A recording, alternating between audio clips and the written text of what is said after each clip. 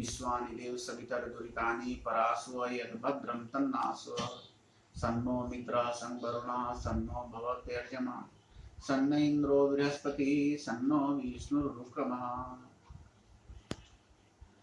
21 जून 2020 रविवार के दिन चूड़ामणि योग में सूर्य ग्रहण शुरू हो रहा है। सूर्य ग्रहण शुरू होने का समय सुबह 10:01 से होगी और समाप्ति दोपहर में 1:28 तक रहेगी।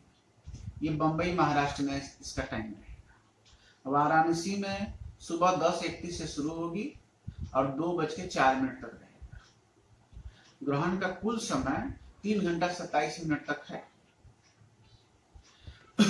सूर्य ग्रहण अलग अलग स्थानों पर अक्षांश रेखांश के चलते अलग अलग होती है, टाइमिंग में शुरू हो रहा है।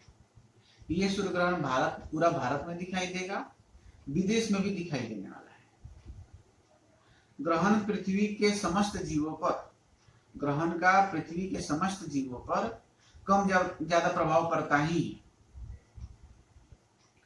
सूर्य ग्रहण में या चंद्र ग्रहण में ऐसे किरणों का उत्सर्जन होता है जो हानिकारक है। इसीलिए ग्रहण के समय समस्त जीव स्थिर रहते हैं। आप देखेंगे कुत्ता, बिल्ली, पक्षी, चर अचर जीव स्थिर दिखेंगे, शांत दिखेंगे ग्रहण के समय।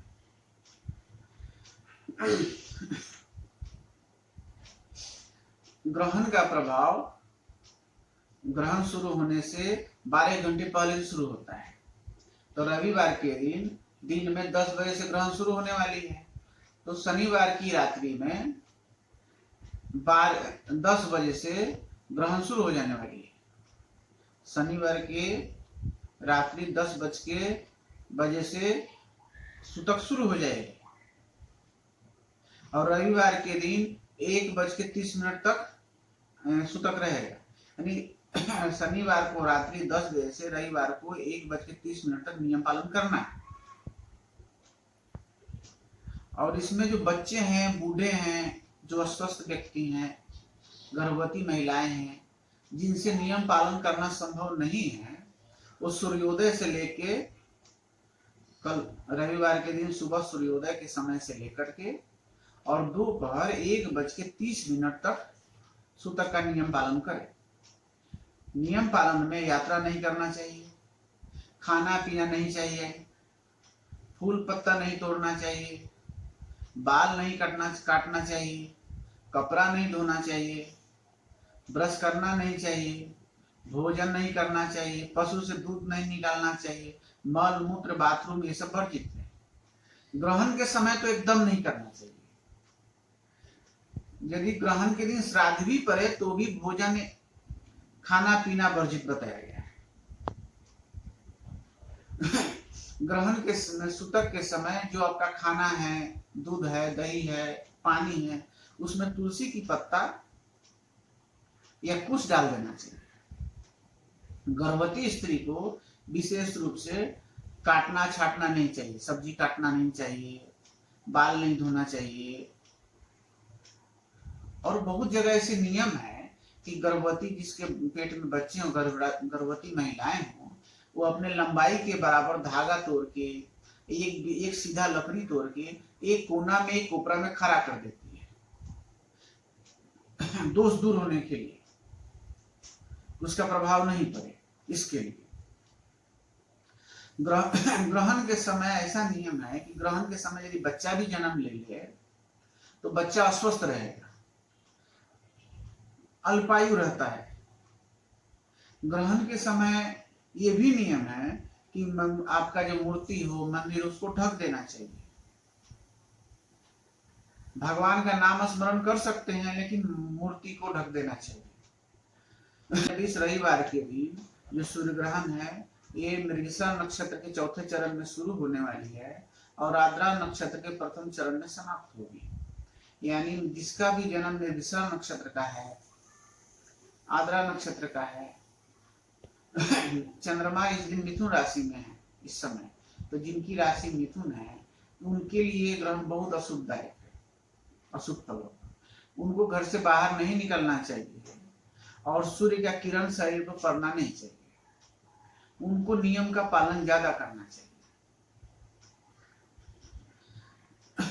साथ में जिनका मेष राशि है, सिंह राशि है, कन्या राशि है, मकर राशि है, इनके लिए सूर्य ग्रहण शुभ है। जिसका वृषभ राशि है, तुला राशि है, धनु राशि है और कुंभ राशि है, उनके लिए साधारण है। कभी खुशी कभी गम वाला है, कभी सुख कभी दुख। जिनका मिथुन राशि है, कर्क राशि है, वृश्चिक राशि है और मीन राशि है, उनके लिए अधिक अशुभ है। उनको घर से बाहर नहीं निकलना चाहिए। सूर्य का ग्रहण के समय सूर्य का किरण शरीर पर नहीं पड़ना चाहिए। अब ग्रहण के समय जब आपका सूर्य ग्रहण चल रहा है तो उस समय क्या करें, सूर्य मंत्र का जप करना चाहिए। ओम ह्रां ह्रीं ह्रौं सः सूर्याय नमः, या गायत्री मंत्र का जप करना चाहिए। या आपका कोई गुरु मंत्र हो, कोई इष्ट भगवान हो, इष्ट देवी देवता हो, उनका जप कर सकते हैं। मूर्ति पूजा नहीं करना चाहिए, मूर्ति को स्पर्श नहीं करना चाहिए, मूर्ति को ढक के रखना चाहिए। जप कर सकते हैं अपना मुख पूर्व दिशा की ओर करके सूर्य मंत्र का जप, और अन्य भी अभिष्ट मंत्र जो जानते हैं उसका आप जप कर सकते हैं। सूर्य ग्रहण के समय जब ग्रहण समाप्त हो जाए तो ग्रहण समाप्ति के समय सबसे पहला काम करना चाहिए कि प्रत्येक व्यक्ति को स्नान कर लेना चाहिए। नियम तो है तीर्थ स्नान, नदी स्नान, या फिर जल में गंगा जल डाल के स्नान करिए, और नहीं हो तो शुद्ध स्नान पानी से स्नान कर लेना चाहिए। स्नान करने के पश्चात बाद में भगवान सूर्य को अर्घ्य देना चाहिए, जल देना चाहिए। सूर्य भगवान को जल देना चाहिए। जल देने के बाद में फिर दान करना चाहिए। दान में ऐसा नियम है, प्रत्येक राशि के लिए, प्रत्येक व्यक्ति के लिए बहुत सारे नियम बनाए गए हैं। संक्षिप्त में लाल पदार्थ का दान करना चाहिए सूर्य ग्रहण के बाद। गुड़ हो गया, मसूर का दाल हो गया, लाल कपड़ा हो गया, तांबा हो गया, सोना हो गया, या जो चीज आप बहुत खुशी से खाते हैं, लाल फल हो गया, या जो वस्तुओं को सबसे प्रिय है उस वस्तु का दान करना चाहिए। दान देते समय जिस ब्राह्मण को दान दे रहे हैं वो बहुत प्रसन्नता के साथ ग्रहण करे तो आपको विशेष फल प्राप्त होगी। देश और परिस्थिति के अनुसार दान देना चाहिए। यानी जो चीजों की ज्यादा आवश्यकता है ब्राह्मण को या जिसको दान दे रहे हैं, उसका दान करने से विशेष फल की प्राप्ति होती है। दान देने के बाद में घर में गंगा जल से या गोमूत्र से घर को छीटना चाहिए। घर में पूरा छीट देना चाहिए। गंगा जल से छीटो हो तो गंगा जल छीटें, या घर में गोमूत्र छीटें, नहीं तो सादा पानी भी गायत्री मंत्र से बोल करके या भगवान का नाम स्मरण करके या गुरु का नाम स्मरण करके पूरे घर में छीट देना चाहिए। या इस प्रकार करने से पितृ दोष भी दूर होती है और हमारे पितर, हमारे पूर्वज प्रसन्न भी होते हैं और भगवान सूर्य भी प्रसन्न होते हैं और सुख शांति, यश, सफलता प्रदान करते हैं। जय श्री कृष्ण।